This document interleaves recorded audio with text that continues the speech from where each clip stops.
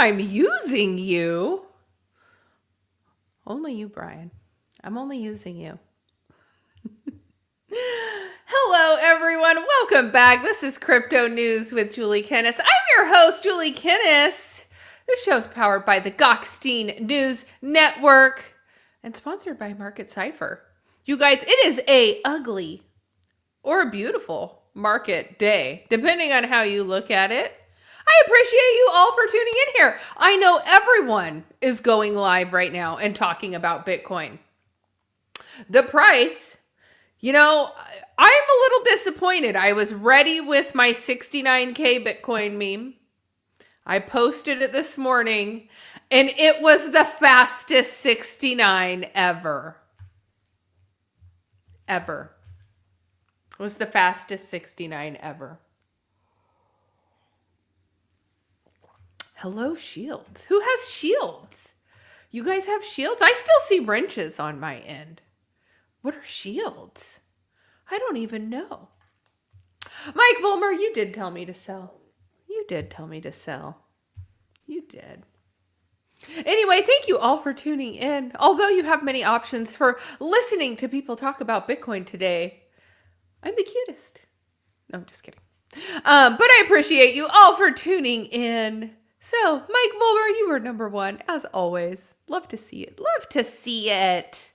Love to see it. Peace of my mind is in here. DJ and Brian causing trouble as always. Blocky, how are you, Blocky? Blocky, I miss your lives. I miss your lives. I'm just going to come right out and say it. I miss your lives. We need the drive-in lives again. If I'm not seeing your drive-in lives and you're still doing the drive-in live, I'm sad. But I don't think you're doing the drive-in lives anymore. So if you're not doing the drive-in live anymore, you should do that again. Because that was kind of fun. That was kind of fun. Hello, Black Hat team. Hello, Adam. How are you? Adam coming in with the doxed name. Coming in with the doxed name. So, you guys, I'll tell you, I do not options trade the market. I don't options trade the market. So I don't long or short. Partially because every time I've attempted to try, it has not worked out in my favor. It has not worked out in my favor.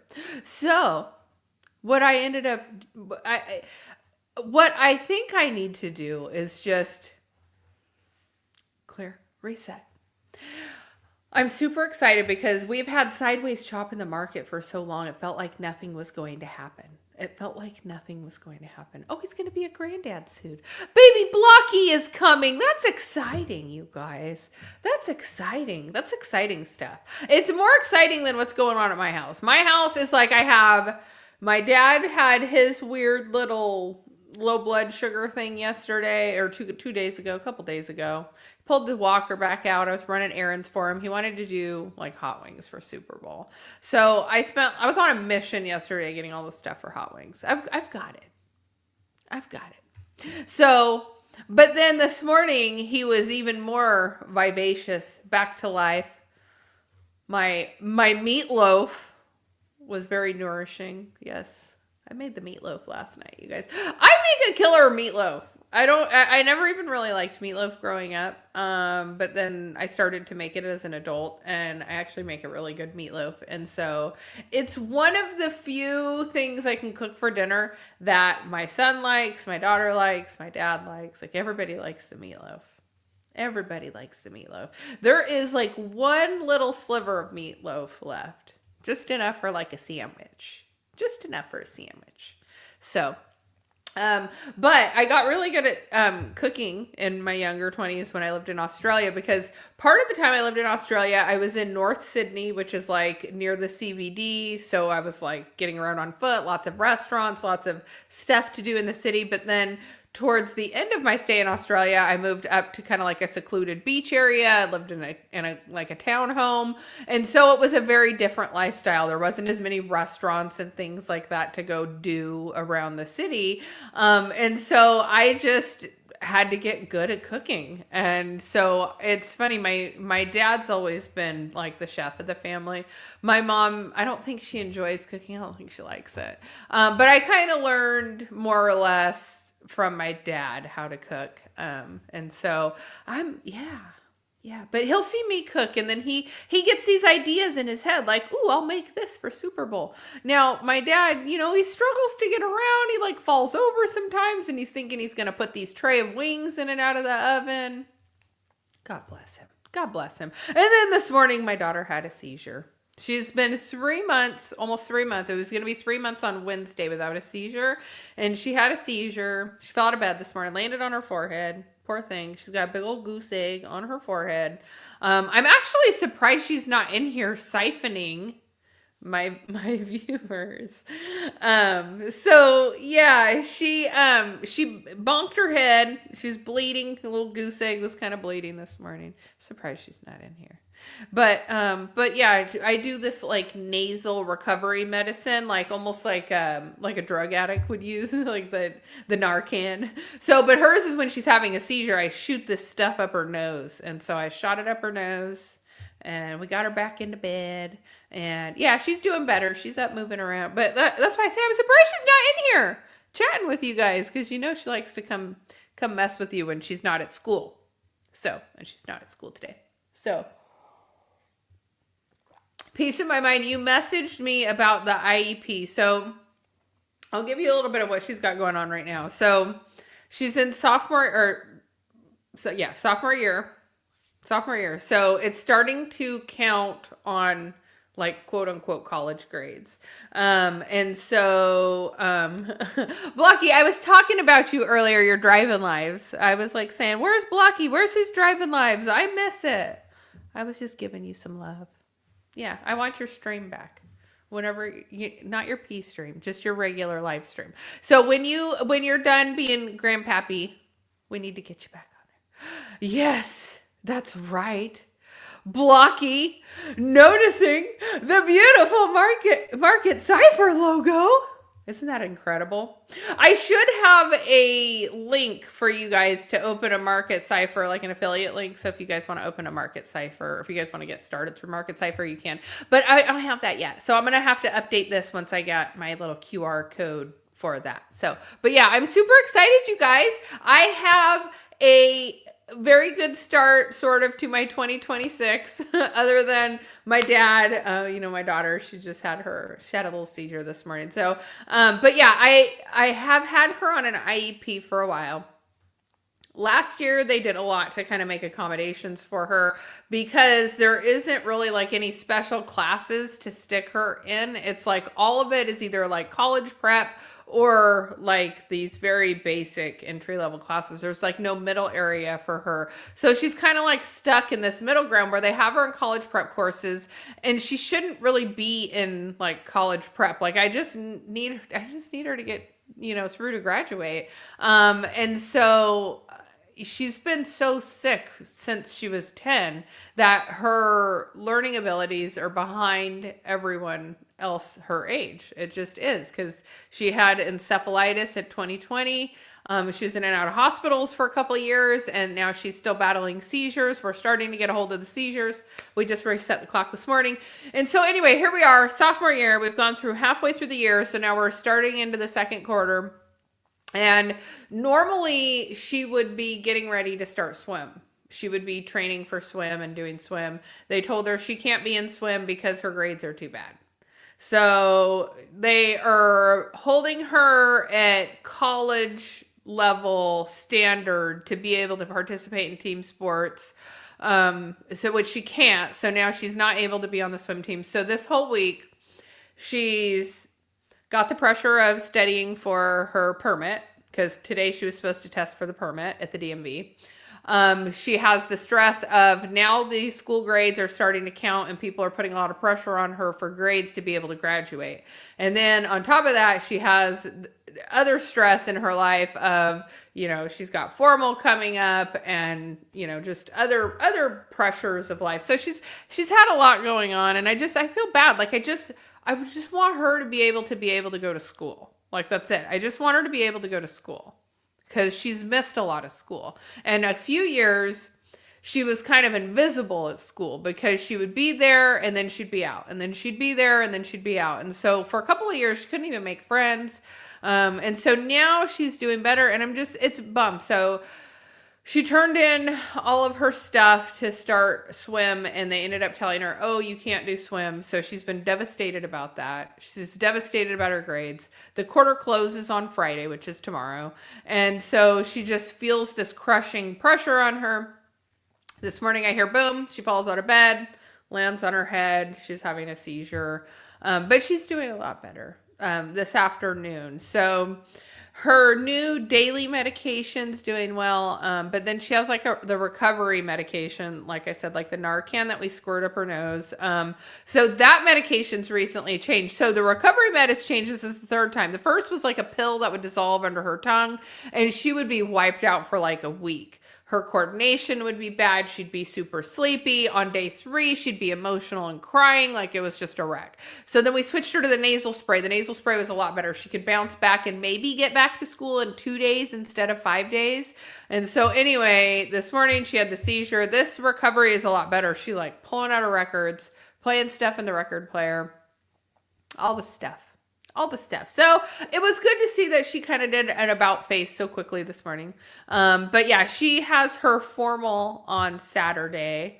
So she's got, pressure with that. She's never been to like a formal before, and she's going alone. No boys have asked her to go. And she's like, you know what? I want to go anyway. So she has the most like amazing dress. She's gonna look so phenomenal. Like, I can't even believe like this dress on her looks the way it does. I'm really excited to see her all dressed up. So hopefully she can rest today and tomorrow and make it to her dance on Saturday. So sorry for that. I don't know where she is. I thought she'd come in here today. Maybe she's avoiding the chat because she doesn't want me talking about her. She's a little worried I was sending her little goose egg forehead around everyone. I'm like, no. But I do have a meeting with her school next week with the IEPs to talk about her grades. And so they said like freshman year they meet twice and then once every year. I don't know why. But they waited till like almost the end of this school year. Like we're in middle of February. March, April, May. We only have 3 months left. 3 months left of school, and they're trying to meet now. Like, I kind of feel like it's a little late. Like, if you were wanting to set this child up to succeed for the school year, you wouldn't make them do 3/4 of the year before getting everyone together and saying, okay, let's talk about how we help this child with epilepsy succeed this year. So I have to go sit down at the school and have the little talks and all of that stuff. So that will be on Wednesday. So Wednesday next week. So my schedule might be a little funky. I got some stuff coming up. I might have a funky schedule. And I'm doing another super long monologue intro. You guys, Bitcoin is crashing. It is absolutely crashing. And that's really why we've all gathered here today, to mourn the loss of our dearly beloved Bitcoin, which was holding at all-time highs near 125,000 until 1010, at which point there have been rumors of insolvency at Binance. We have been in a downward trend since then.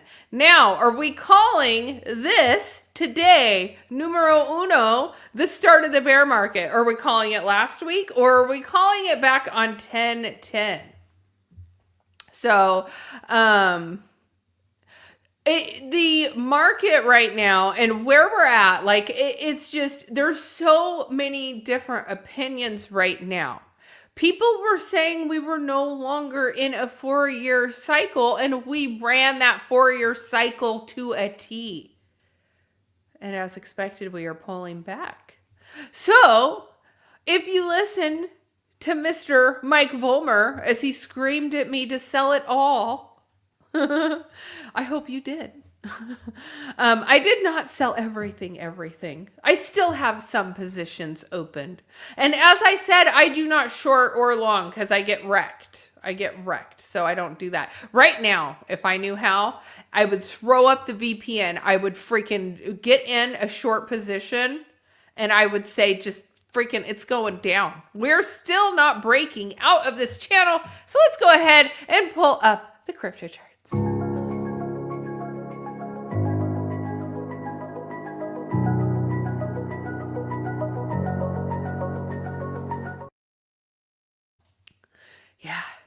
everything that happened to me before 7 a.m. this morning, you guys. It's been a busy day so far. So taking a look at Bitcoin, I'm actually on a 3-minute timeline right now, just wanting to see how it's moving more or less in real time. And so you can see here that we are having this trend of down, down, down. And we can see here with the red indicator across the market cipher line that it is continuing in this downtrend. So even though we have like green dot print here, we go up, we immediately have another red dot print to send us back down lower. And then we have green dot, oh, we're going back up. No, just kidding. And then we tried again. We even went up, like we were going to maybe go into like a little bullish pattern. Maybe, no, just kidding. It came back down again. In fact, all the way up into here, you can see again, I've been watching these lines here along this bottom retracement. And then I watched the red one print. I watched these two green ones print. And once I saw the two green ones print, I was expecting this pop up here. But again, we're in the red. We're in the red, and we're going to continue to see this going down in the near term. Oh my gosh, look at Ethereum.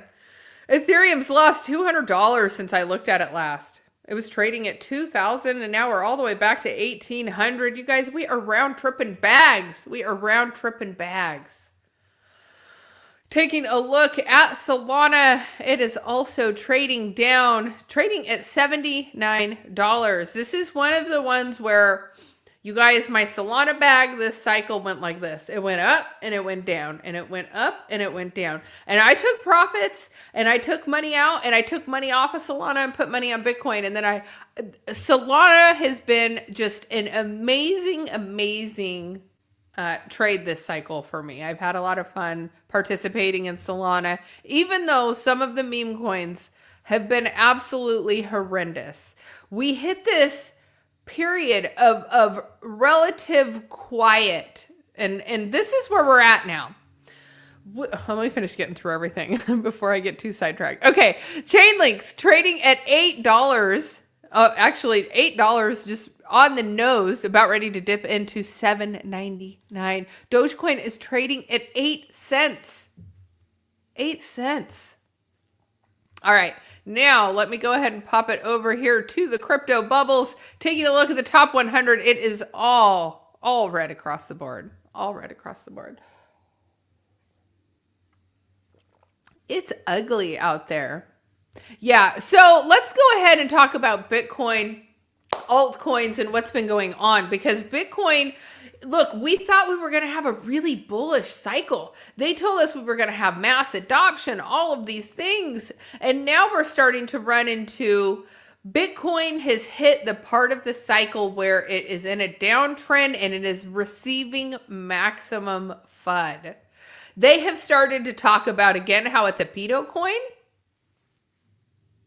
linked to potentially Jeffrey Epstein.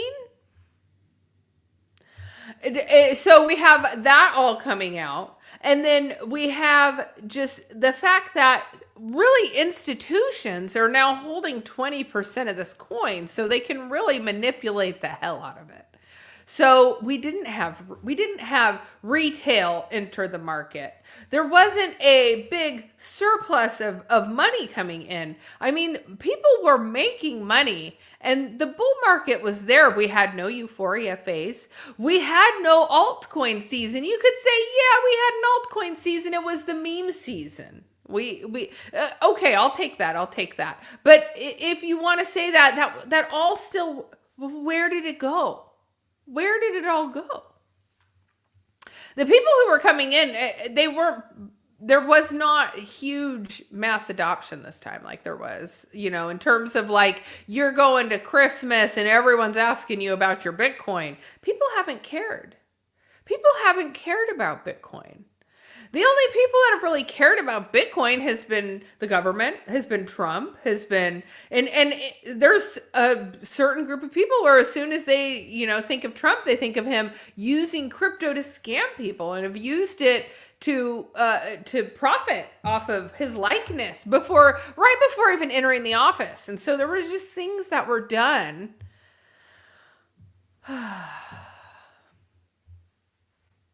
So, if we call the start of the bear market from 1010, or we call the start of the bear market from today, typically we have like what, maybe a year down, maybe a year down. Let's say perhaps this time, because retail didn't come in and it was institutions, that institutions aren't going to leave the way that retail had left in the past. And that is definitely possible. But I think more than anything, this is really just a ploy to scare and shake more people out of their bags. Because ultimately, at the end of the day, the people that understand the fundamentals of it and why it's important, they're not leaving. They're not leaving. Yeah, the Binance rumor and all of those letters going out. So you have the 1010 occurrence, and then you have Kathy Woods even going on and talking about Binance. And now you have all of these fake letters, whether there's any legitimate letters floating around or whether these are truly all just people engagement farming. Sometimes where there's smoke, there's fire. So perhaps, Crypto Brian says, the Binance stuff was fun. And perhaps it is. Again, where would it have come from? Where would it have come from? It's institutions creating the FUD. They're creating a narrative. And it's such a poor narrative that they're literally pulling out old narratives. They're recycling the old narratives because there is no good narrative. Because now they have sold it as this is good. We want this. We need this. You know, the price of silver has plummeted too. You guys know I love silver. I hold silver. I'm not worried about the price of silver because my entry was $24. So at $70, I'm still well in profit. There's nothing about silver that makes me sad. But the overall sell-off, the broader market sentiment it's not good right now. It's not good right now. Now, something else I want to talk about in the Epstein files is because all of this is coming out, and I wonder, Mike sold the top of silver. Congratulations. Did you get 109 or did you get 115?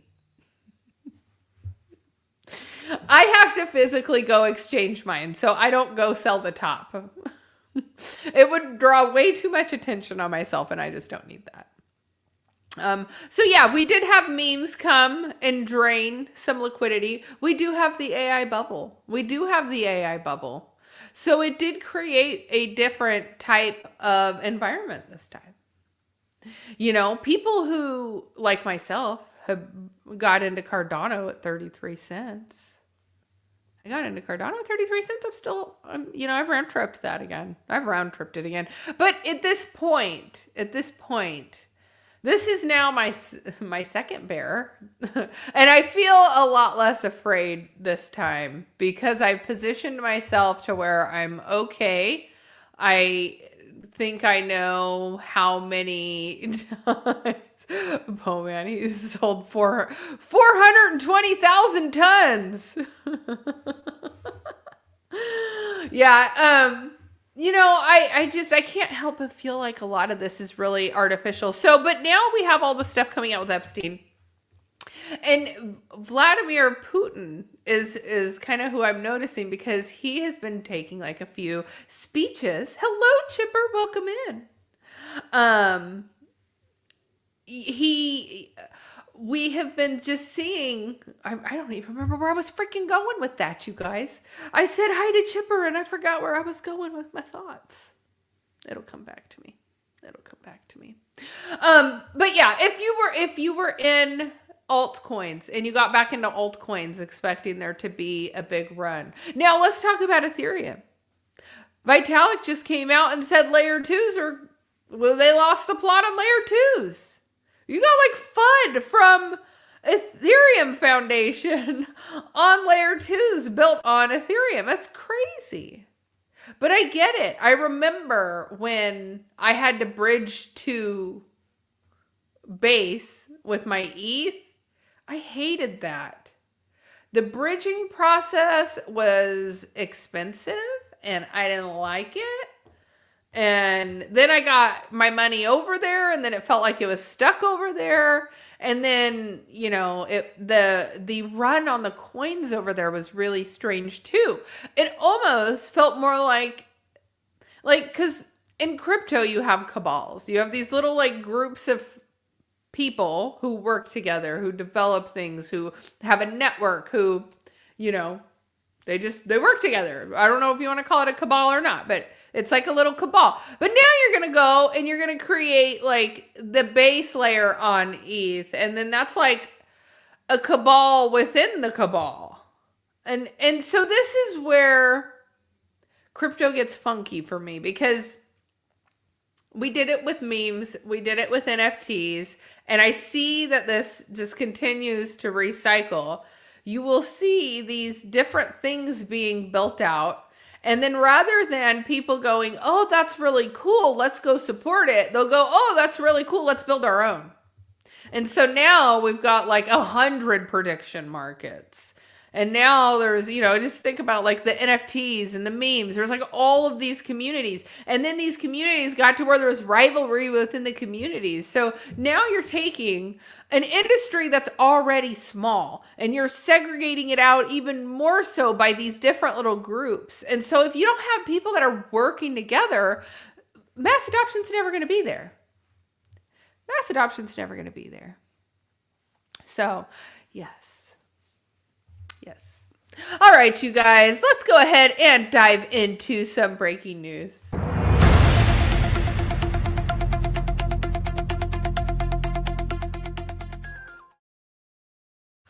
All right, our boys over here at Gemini, the Winklevoss twins. As you guys know, they work with David Gokhshtein over at the Gokhshtein News Network. Gemini, you should sponsor the channel. I would love it if you wanted to sponsor the channel. I think I'm almost there. Please. Anyway, Gemini announces an exit from UK, EU, Australia, and slashes workforce. Gemini is a US-based cryptocurrency exchange founded in 2015 and will focus on growth in the United States due to its deep capital markets. So crypto exchange Gemini announced an exit from the United Kingdom, European Union, and Australian markets on Thursday as its company slashed its workforce by 25%. Gemini cited artificial intelligence automating labor and making engineers 100 times more efficient, a more challenging business environment in the UK, EU, and Australia, and for reasons of the exit. So, again, this is AI taking more jobs. AI taking jobs is just another rabbit hole I'm not going to get into right now. We don't have the demand in these regions to justify them, and the reality is that America has the world's greatest capital market. So, which is true. The company will focus its resources on developing its prediction market platform, Gemini Predictions, which launched in December of 2025, and it's building its business in the United States. So the news comes at a challenging time for the crypto industry as digital asset prices continue to bleed amid broader market downturn that began with a flash crash in October and the stalling of the Clarity Act. Again, we know the stalling of the Clarity Act is because the banks don't want to share their profits. Gemini will shift its focus to the prediction markets because, well, let's be honest. Why would we all want one prediction market when we can have 100 prediction markets? So Gemini had announced it's highlighted growing a role in prediction markets in strategy and says that it will be more front and center on its platform. So, and I have been using Gemini for probably 5 years now. And then, I do have Market Cipher and I have Trading View. I have both now, Blocky. I am bricked up. You missed it. I was bricked up on Monday because I'm like, yes, welcome to February. Tomorrow is Areolas. That's right. Bringing out the salami nips. Oh my God. You guys, this truly is like, I have been doing this show for so long now, I just don't even care what comes out of my mouth anymore. Like, I used to kind of think, I can't say that. And now I'm like, screw it, salami nips for all.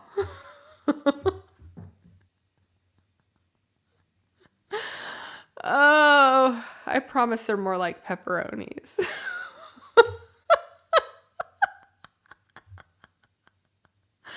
Oh my God, I hope my dad isn't watching. The company has said it's recorded over 10,000 users on the Gemini predictions market platform and 24 million in trading volume since its launch. So as you can see here, this is why everybody is racing into the predictions market. I feel like it's just more an extension of sports gambling, but at this point, I don't know. People are betting on anything. So that's the whole thing is like, I don't know. Are you guys doing any prediction markets betting? I just feel like it's so, some of them are so weird. Like, is somebody going to say squash tonight on, South Park? It just doesn't make any sense to me. And then you feel like if these things are there to bet on, is it because someone from South Park is the one who's planting these there? And then they already know because they work for South Park if it's in the script. So then they can just tell all their friends, oh, there's this quiz. Then you just go pick, yes, that we're going to say that, it's just, to me, it feels like the insider trading on this type of prediction market stuff is off the charts. Off the charts. So, anyway, congratulations to Gemini, though. I love to see there being more companies moving back here, more jobs being created here. Hopefully more jobs being created here because it says, oh, well, we could do this with AI. So hopefully we're not just slashing all of these jobs and just needing less workforce because at the end of the day, I don't know. What kind of a world are we really going into? It's just kind of scary. So, all right, moving on. 3 signs that Bitcoin price could be near full capitulation.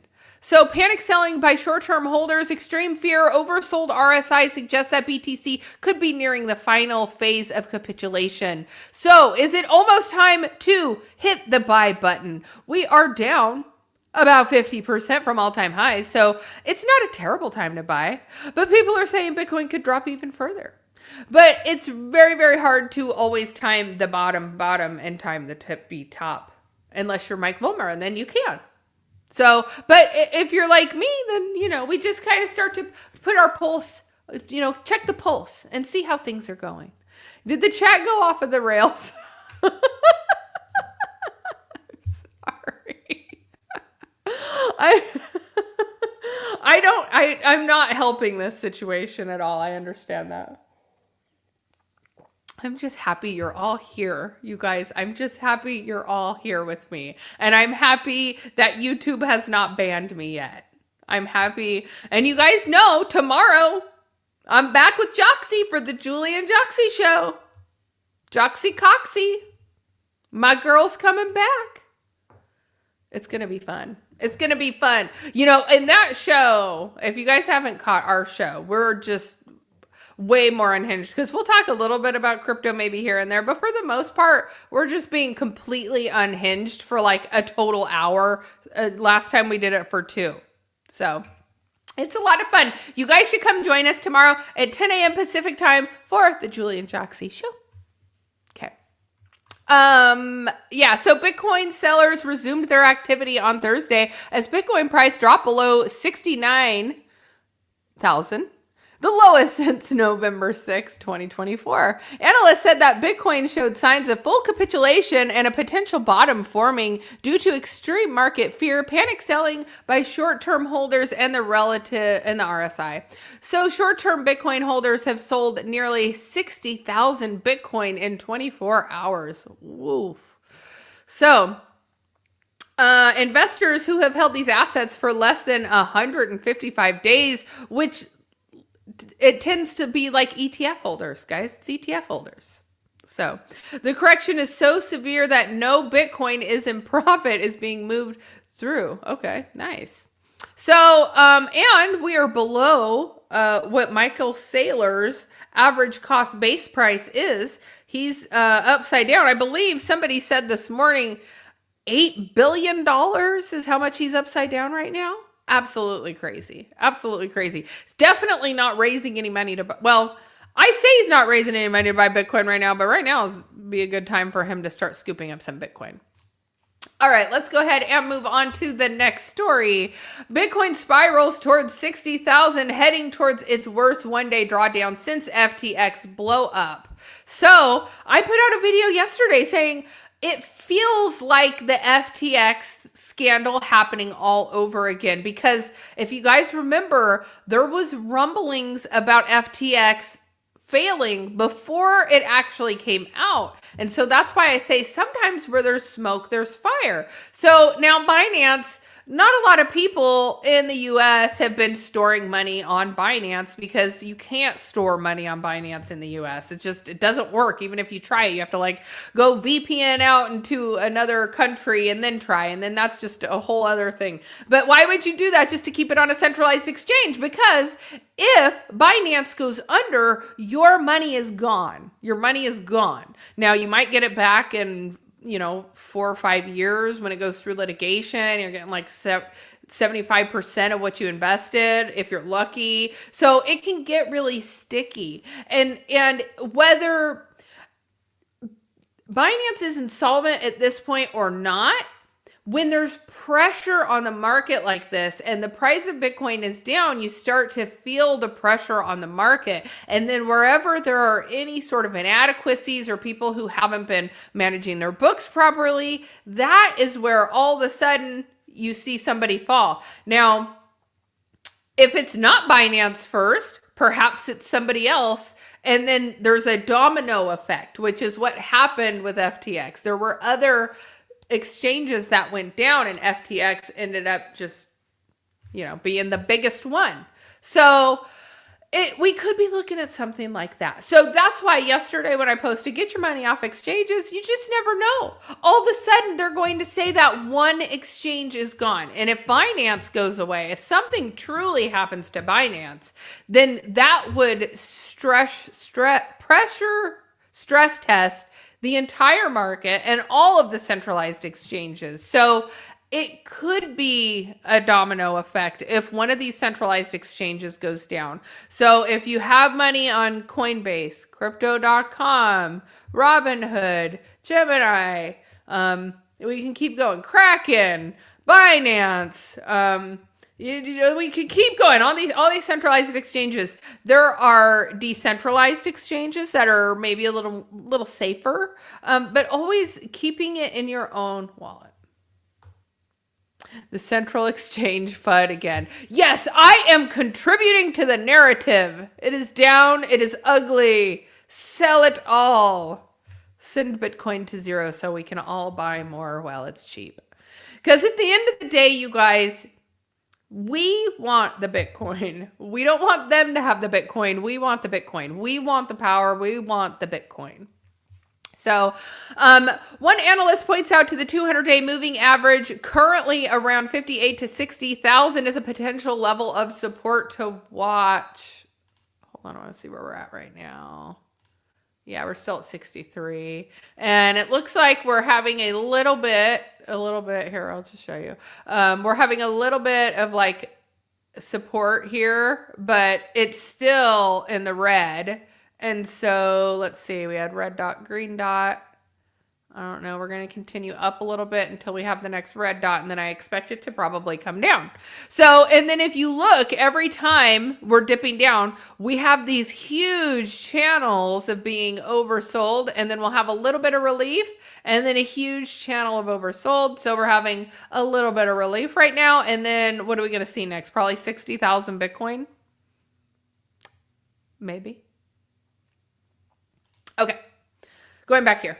Okay, Bitcoin has tumbled more than 10% over the last 24 hours, dropping to 63,000 and is heading for its steepest one-day decline since the FTX-driven crash in November of 22. So, guys, I was a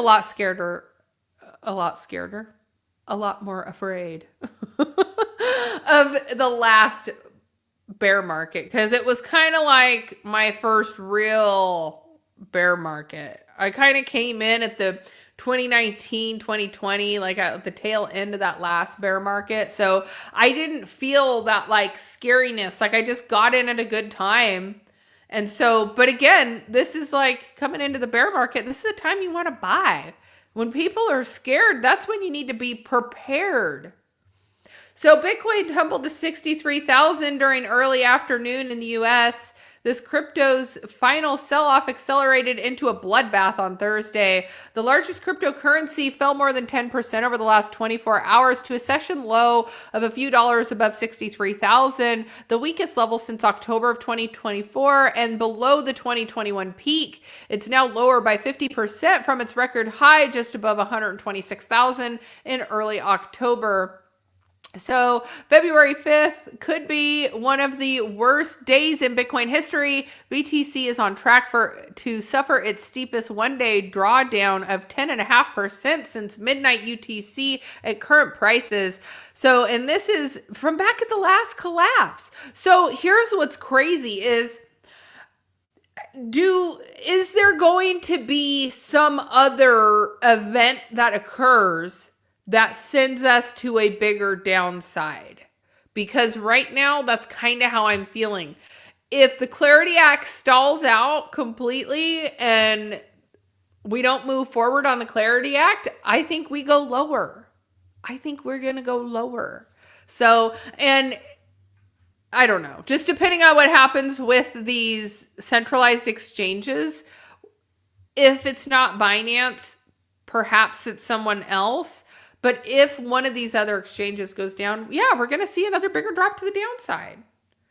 And it doesn't always mean that the news is going to determine where the charts go. Go back over here. Because the charts are going to do what the charts are going to do. And the charts will almost always tell you that. But yeah, I think the FUD that we're hearing and what's happening right now, I really don't feel like we're at maximum FUD yet. Some people were still thinking we were in a bull market up until just recently. And so you have to think that the rationale is flip-flop. So if people are just now screaming, we're in a bear market, and we've been in a bear market, the signs have been there that we were there in a bear market. So the signs were there, whether we followed it or not. And so the other thing is too, is now this is where sentiment is. Whether we were having retail come in or not, sentiment is really, it's low right now. People, the doom and gloom is there. There's not a lot more people coming in. And thank you for the sweet compliment, M Ninja. I've been missing you. That's so sweet. And yes, you missed me talking about salami nipples. If you weren't here, you'll have to rewind and catch the salami nipples. You guys, you're killing me today. All right, I can't do anymore. That's all we got for today, you guys. Bitcoin expected to continue to go a little more to the downside. I still think we're going down. And I did. 69, that was my target. As soon as it hit 69, I flipped bullish again. Salami plus tassels. Have I ever told you guys this secret about the tassels? So I don't ask me how I know this, but with titty tassels, if you guys are going to get them to go like, cause you can get them to go together like that, like they'll go in circles together, or you get them to go apart in separating circles, right? So the difference is if you have your hand up or not. So if you have your hand up when you bounce, that'll send them in opposite directions. So don't ask me how I know that, but I know that. So, all right, right, you guys, that's the show for today. Thanks for tuning in and listening to me be silly yet again. I'll be back tomorrow with the Julie and Joxie show. We'll have more craziness on the stream for you tomorrow. Maybe I'll wear my tassels. We'll just have to find out. We're going to see if I can get blacklisted from YouTube. All right, you guys, that's the show for today. Thanks for tuning in. I love you. Bye.